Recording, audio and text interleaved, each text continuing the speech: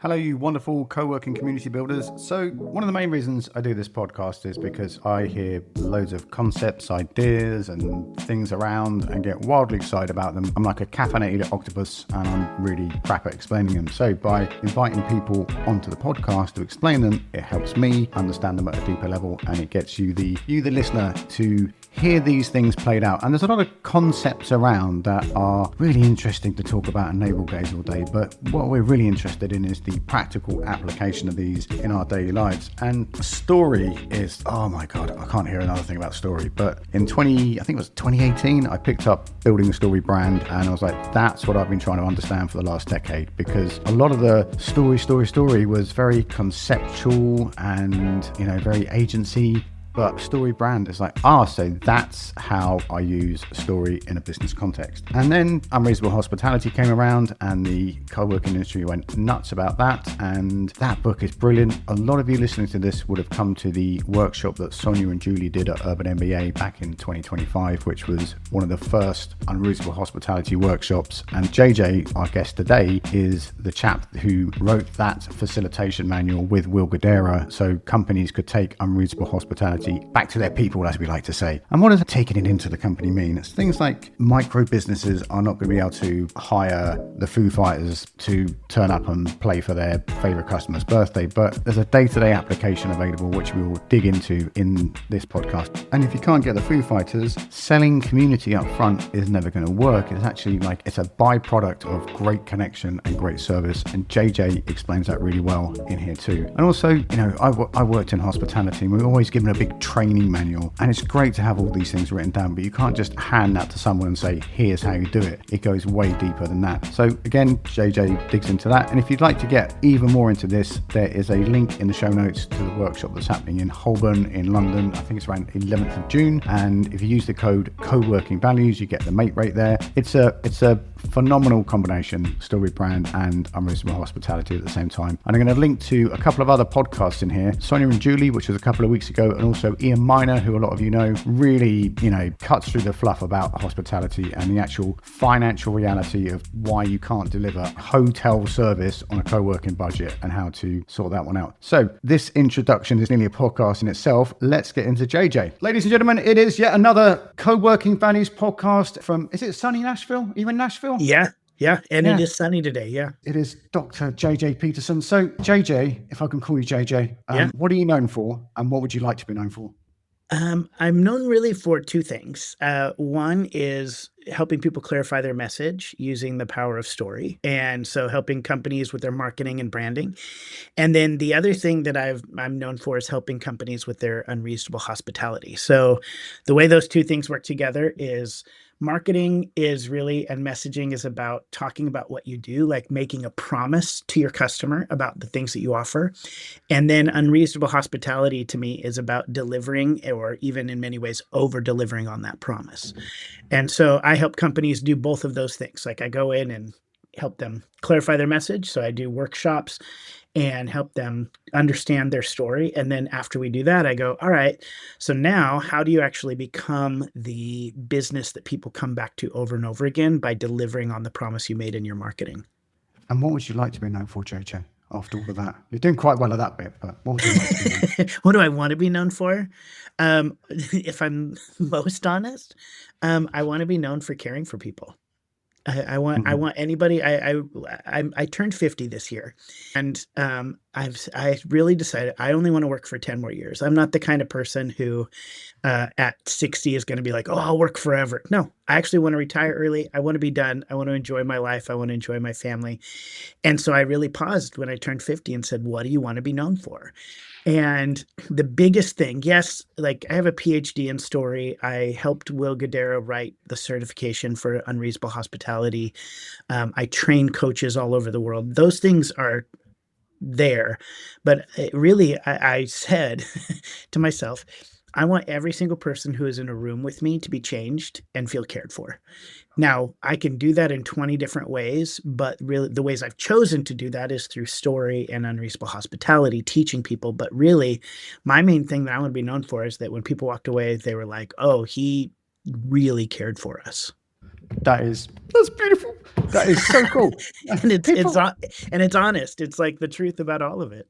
I don't want to sound too cheesy, but I always get that sense, like when, all the things I've watched you when we've been at the workshop in Nashville, like it's like you're about to, you care, people get it. And even when you're being deadly serious, it's like you're about to burst into giggles, which kind of adds this lovely atmosphere to the room.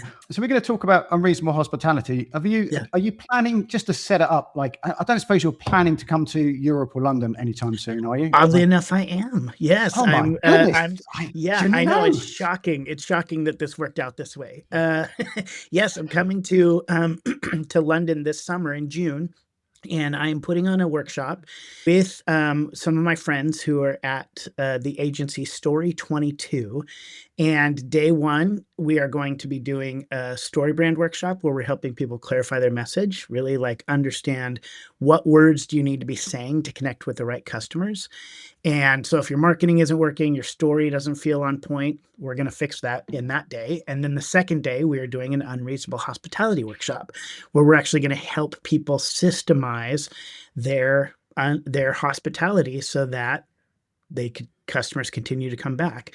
And anybody interested in that can go to story22.co.uk and you can register, and we're going to be coming there helping companies take care of this. And I don't know if it's okay to put such a vicious plug at the beginning of the podcast, but if you type in co-working values, you get like the Bernie's mate rate. And not only is that experience alone is life-changing. So when, like, real question is when did you first get in contact with the unreasonable hospitality thing, and what is it that like kicked it for you with it?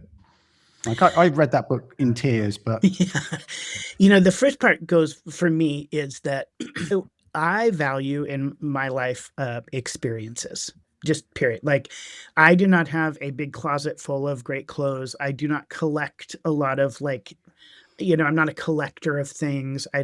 Cars are like fine for me. I don't have a giant house. But I live okay, but I don't have all of these things. All my life, when I've chosen to spend money, it's been on experiences. And when I became a dad in particular, that really became even more important for me, building memories with my kids, experiences together. So whenever I go places, whether it's like a hotel or a theme park or a restaurant, those are really, it's kind of funny. I spend a lot of money going to restaurants and going on trips because it's the experience that matters the most to me. And I take my kids on experiences like at different ages. I take them to like New York to just visit New York and go to good restaurants and museums. And the kids are coming with me to London this summer and building those kind of memories. And what I found myself going back to over and over in those spaces was like there's a restaurant here in town called Noco that is about 10 minutes away from me. And the first time we went, the owners came out and they just treated us so kindly in a way that I hadn't been treated before. I would not say food-wise it is the best restaurant in Nashville food-wise. It is incredible. I mean, honestly, it is my favorite, but it's like incredible. But I keep going back because they treated us so kindly. They know our names. They remember who we are, and it became our neighborhood restaurant that we go to. They used unreasonable hospitality. I was talking to them. I literally said, "How do you train your people?" They use unreasonable hospitality. They were actually fans of Will Guidara. So I read the book. And now Donald Miller had also become friends with Will Guidara at the same time.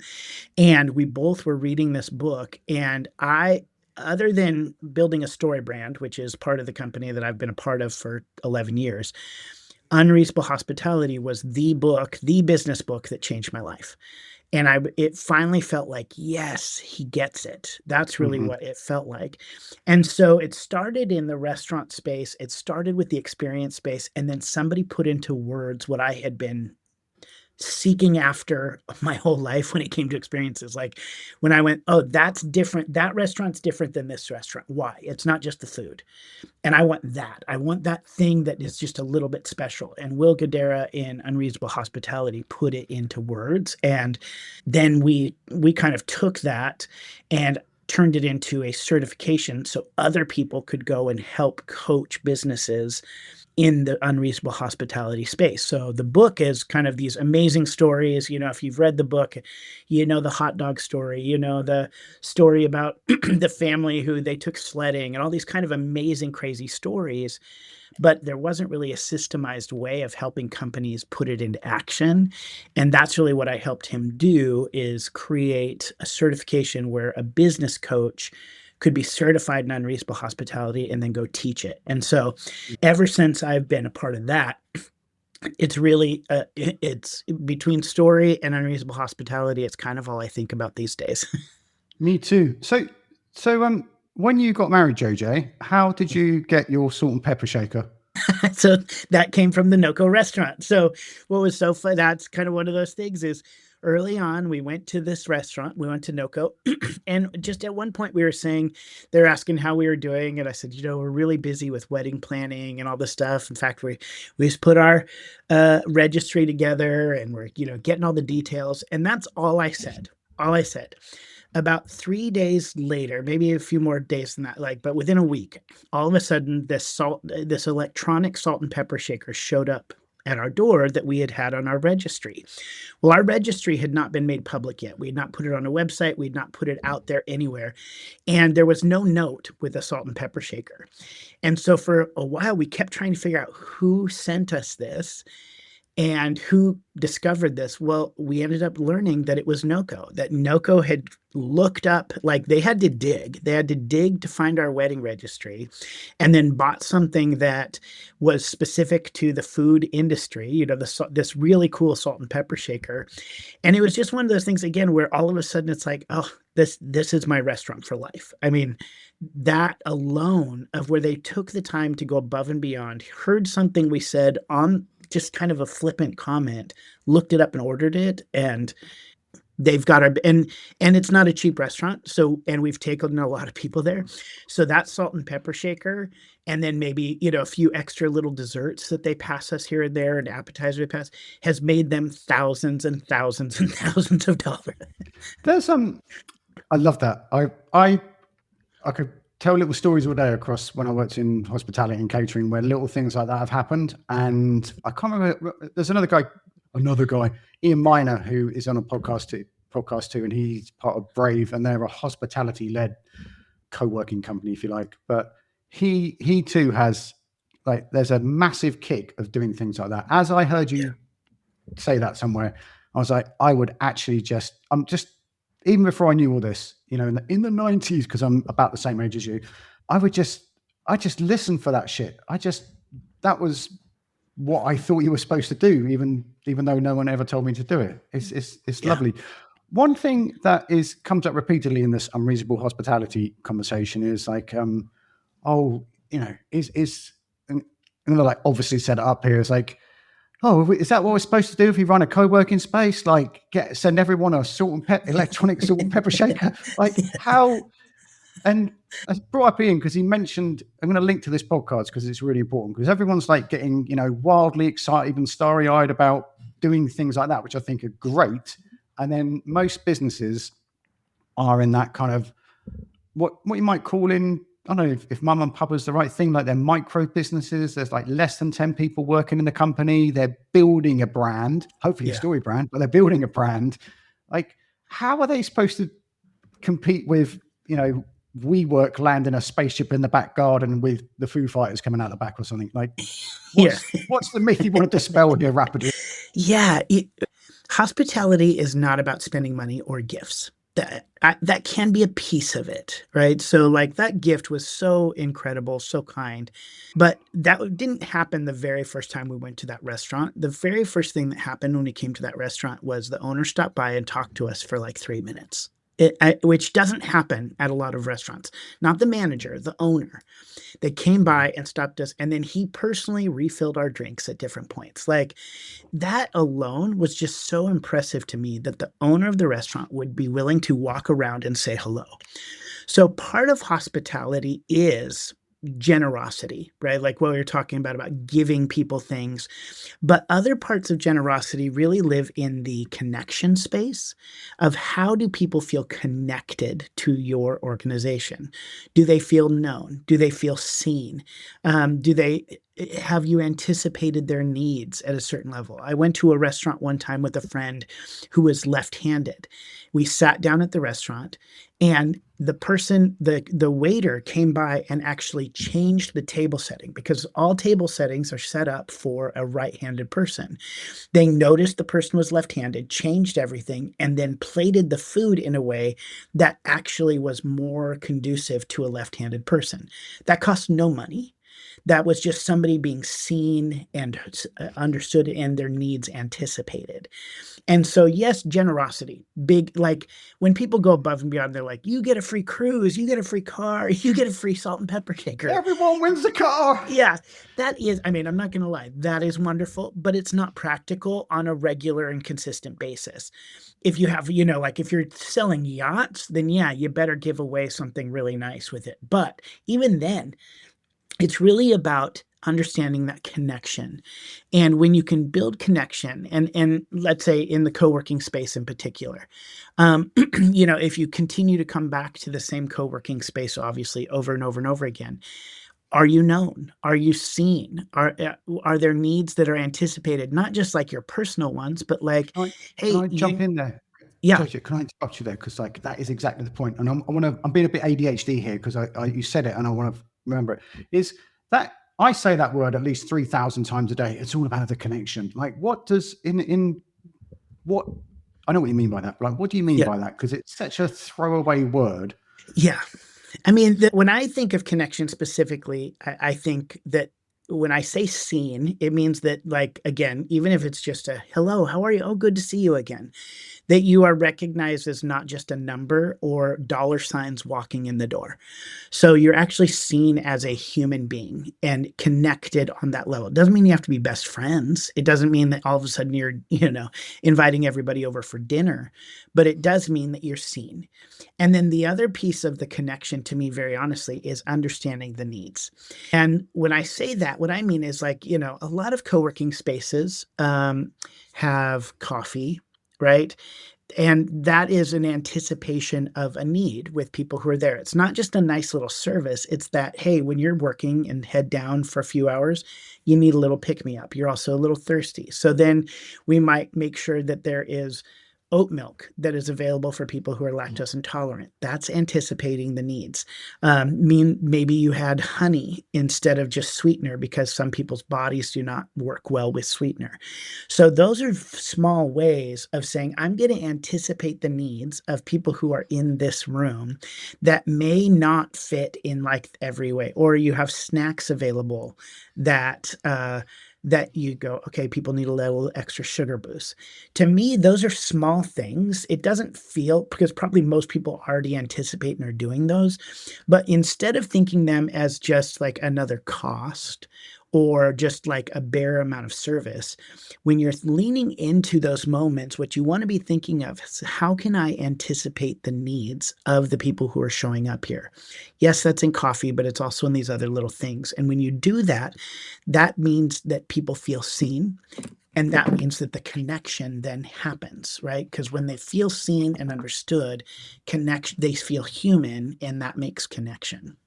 The other word that gets lumped around a lot is community. And I'm sure, I'm not even going to say a question, because I'm sure you've got something to say about community. That's a really important. And if you could weave it into story brand and hospitality, that would be really convenient for the purposes of this podcast. But where are people missing a trick there? I've worked with a lot of companies, including our own, that have incredible communities. I mean, you were a part of the guide community here at StoryBrand. That got me through. I did StoryBrand. I'm sure you can remember. I was there in 2020, February, and then I went and then that was lockdown. So I arrived back in the UK and everything went into lockdown. And that community just got me through StoryBrand. Sorry, got me through StoryBrand because it was such an experience, but it got me through lockdown. It was incredible the way that Slack group was something else.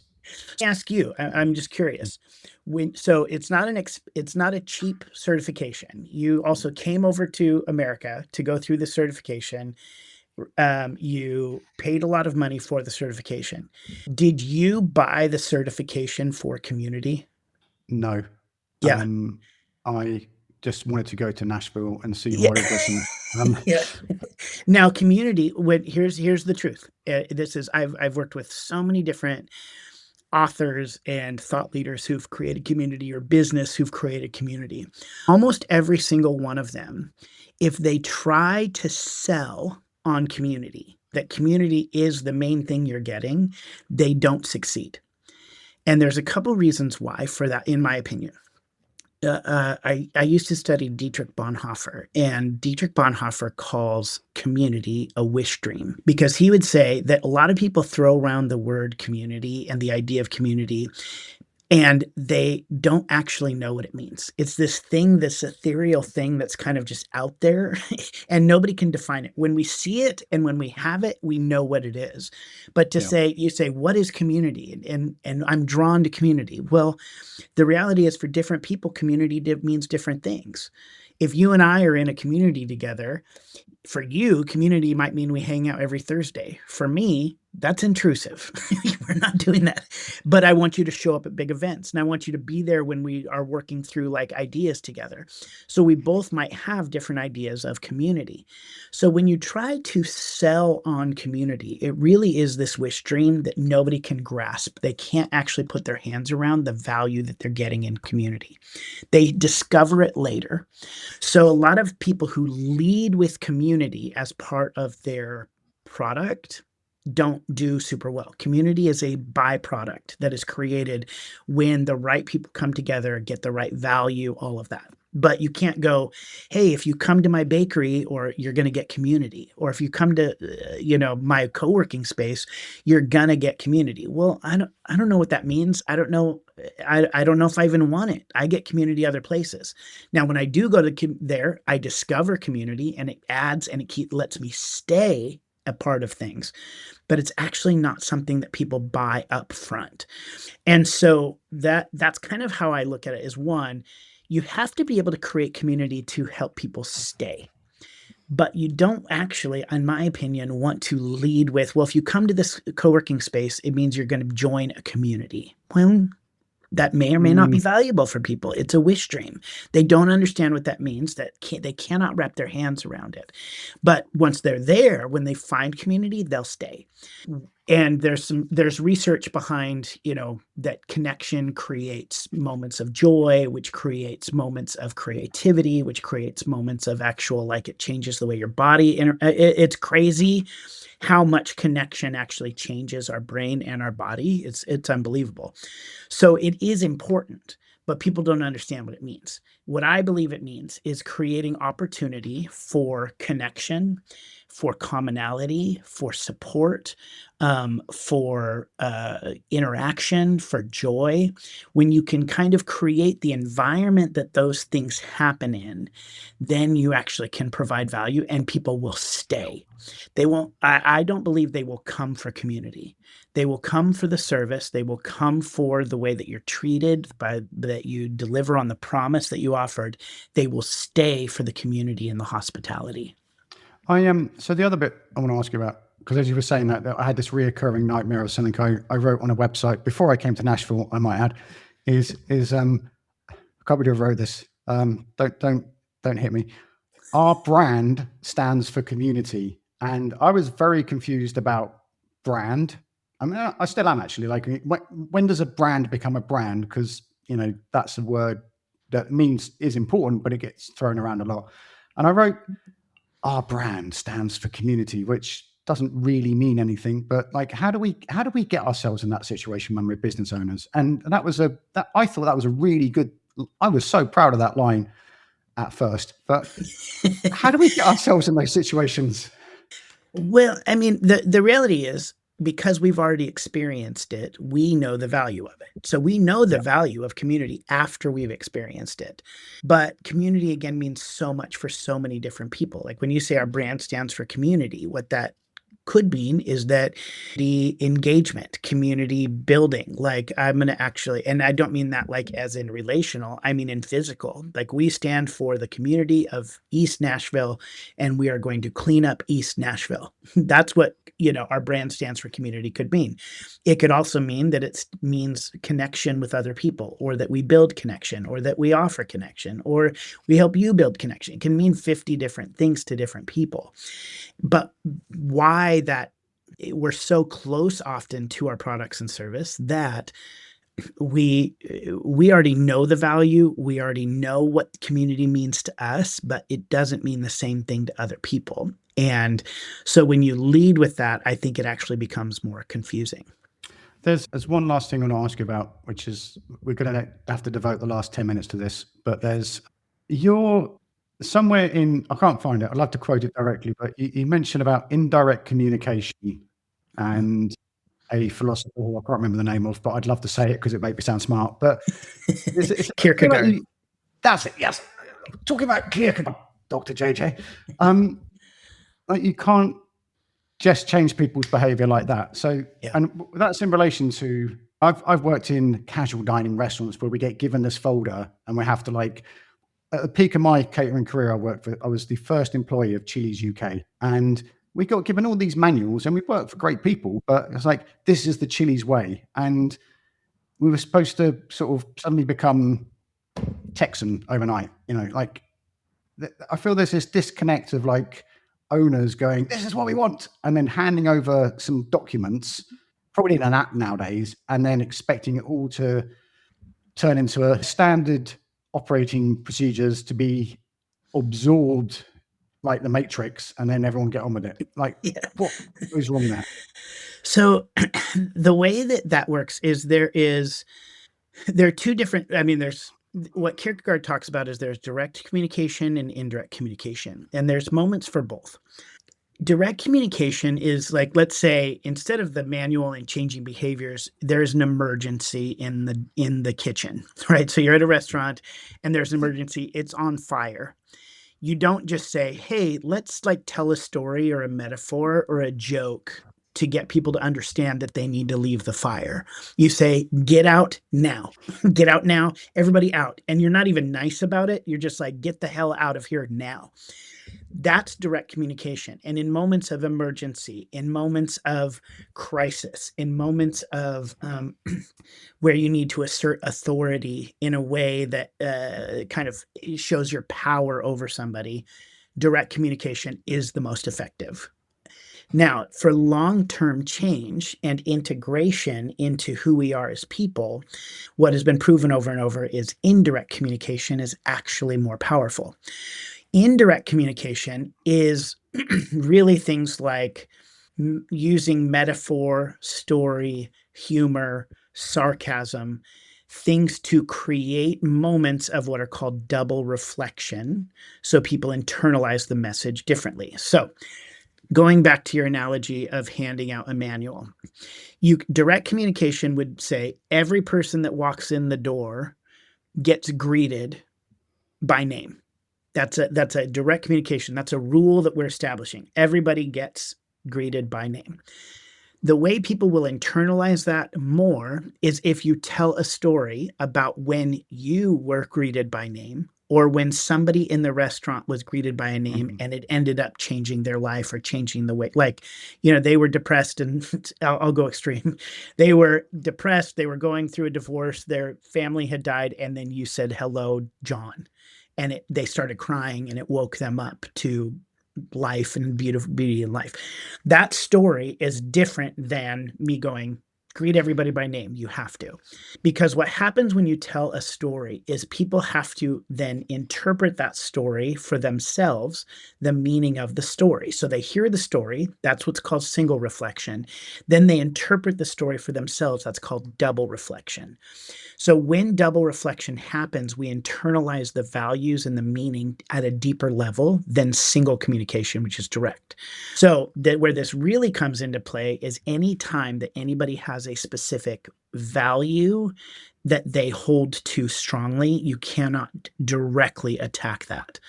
You have to come at it through the double reflection and in indirect communication. If somebody says, like, if the value, I'm trying to keep it in the business space because there's a lot of examples of when it comes to theological or political examples, but let's say in the business space, somebody has the value that the bottom line matters most. So it's all about the bottom line. We need to cut prices. We need to keep like costs low. We need to keep profit high. That's a value they hold in business. If I want to change that value, I can't just say to them, it's not about profit, it's about people. They're not going to change. That's a value they hold, that profit matters most. In order to change that value, I have to tell a story about where valuing people brought profit. I have to tell a story and an example and a metaphor. If I don't do that, then they will never change. So that's when you're talking about specifically your team. You can directly communicate with them about, say, hospitality or messaging or anything that you're doing, this direct communication. But the research shows that if you actually want to change people's mind and their action, you can lead with direct, hey, we're going to greet everybody by name. But then in order to actually change that in the way that they act on an everyday, you have to follow that up with a story, a metaphor, analogy, something that actually causes them to create double reflect on the meaning so that they internalize it a little bit more. Does that make sense? Beautiful. Yes. No, it did. I'm enthralled. I forgot I was doing a podcast. I was listening to a video. Thank you for joining today's webinar. What is the final move is, because I'll trash it if I try and do it in the outro here. There is, so, I'm running my co-working space and I come to the 2 days and, I've been through it, like we said earlier. So, I can clearly see, oh my goodness, if I do the StoryBrand workshop and go through all that and then do the hospitality, how could that possibly not be the best thing you've ever done? But like, what is the connection between some stories over here and some like hospitality stuff over here? Because they are so linked. But clarify my message, JJ. Yeah. For me, the way that they work together is really, I think I mentioned this earlier. It's that marketing is about connecting with the right audience and really clearly in your messaging, connecting with the people who need your product and who connect with you. And it's really making a promise that you'll on your service. So it's, hey, you need this. We have this in its most basic form. And it's like, you need this because you're experiencing this problem. We solve this problem. So it's that direct connection in a clear communicating way.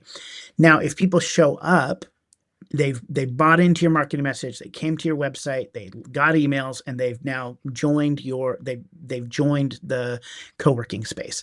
And then they show up and the experience does not live up to the promise that was made in the marketing, they'll leave.